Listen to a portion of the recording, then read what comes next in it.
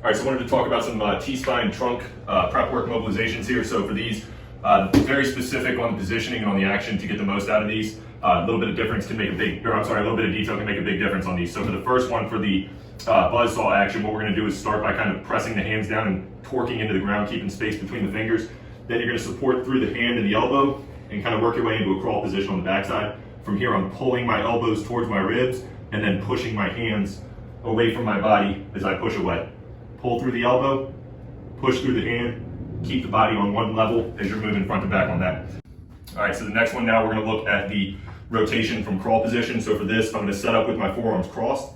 And then again, I'm gonna work out of that crawl position. So my knees are about 6 inches off the ground here. And then from here, I'm gonna drive my left elbow down and raise my right elbow by pulling up and back. Rotate to the other side, drive the right elbow down, pull the left elbow to the ceiling.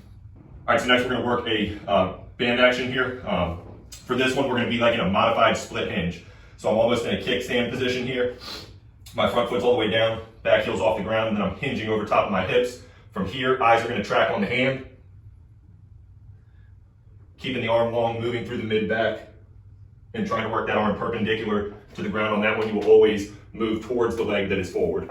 All right, so now a couple of TRX patterns here, and TRX is really great for mobility purposes because you can compress into the handles. So as I'm going through this, I'm first kind of leaning my body weight forward and pulling my hands into the TRX.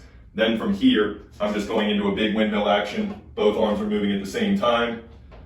And I'm trying to move mostly through my mid-back here with little help from the pelvis or hips. So now on this one, we're gonna start the same way by extending the arms and then kind of pulling into the TRX handles. From here, now I'm just gonna close one hand off, right hand to left. My eyes will move towards, or my eyes will follow my hands as I move.